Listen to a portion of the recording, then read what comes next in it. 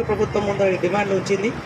మరి ఈ యొక్క దీక్షా శిబిరానికి అతిథులుగా విచ్చేసినటువంటి న్యాయవాది సోదరులు యువ నాయకుడు కేవీపీఎస్ రాష్ట్ర నాయకులు సోదరు తిప్పారం సురేష్ గారు, మరి అదేవిధంగా యువ మిత్రుడు అడ్వకేటు యువ నాయకుడు సోదరులు తడగొండ మల్లేష్ గారు, మరి అదేవిధంగా పెద్దలు సాయిల్ యాదవ్ అన్నగారు, అదేవిధంగా యువ మిత్రులు ప్రశాంత్ గారు, ముఖేష్ గారు, మహేష్ గారు, సిద్ధార్థ్, నాగరాజు, రావణ్, స్వామి, తర్వాత సోదరులు అనిల్ గారు, సన్నిత్ గారు, అందరికీ కూడా పేరు పేరున మహాత్మా జ్యోతిబా పూలే భారత రాజ్యాంగ నిర్మాత డాక్టర్ బాబాసాహెబ్ అంబేద్కర్ను గుర్తు చేస్తూ అందరికీ సామాజిక ఉద్యమ జైభీములు తెలుపుతా ఉన్నాం.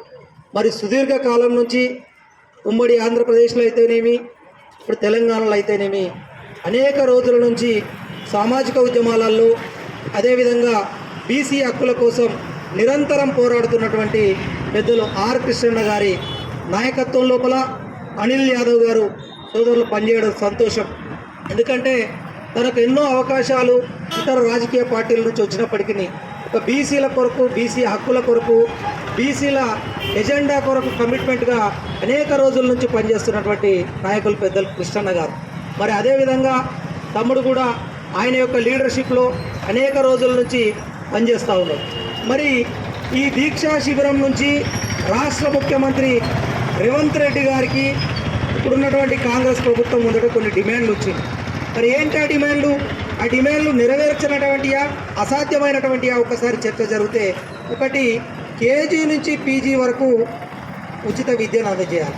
గత ప్రభుత్వం ఈ డిమాండ్ ఉంచింది. గత ప్రభుత్వం యొక్క డిమాండ్లను కొనసాగిస్తూనే ప్రజల అభిప్రాయం మేరకు మేము పాలన కొనసాగిస్తాం, ఇది ప్రజాపాలన అని రేవంత్ రెడ్డి గారు చెప్పింది. మరి అందులో భాగంగా కేజీ నుంచి పీజీ వరకు ఉచిత విద్యను అందజేయాలి. ఇప్పుడు విద్యా సంవత్సరం ప్రారంభమై 6వ నెల 14వ తారీఖు నాడు ప్రారంభమైంది. ఇవాళ 24వ తారీఖు సెప్టెంబర్లో ఉన్నాం.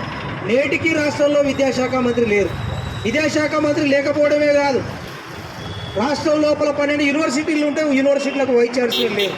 అంటే విద్యా వ్యవస్థ ఏ రకంగా ఉందో ఒకసారి ఆలోచన చేయాలి. ఎందుకొరకనంటే నిన్ననే ఒక సిరిసిల్ల లోపల ఒక బీసీ హాస్టల్లో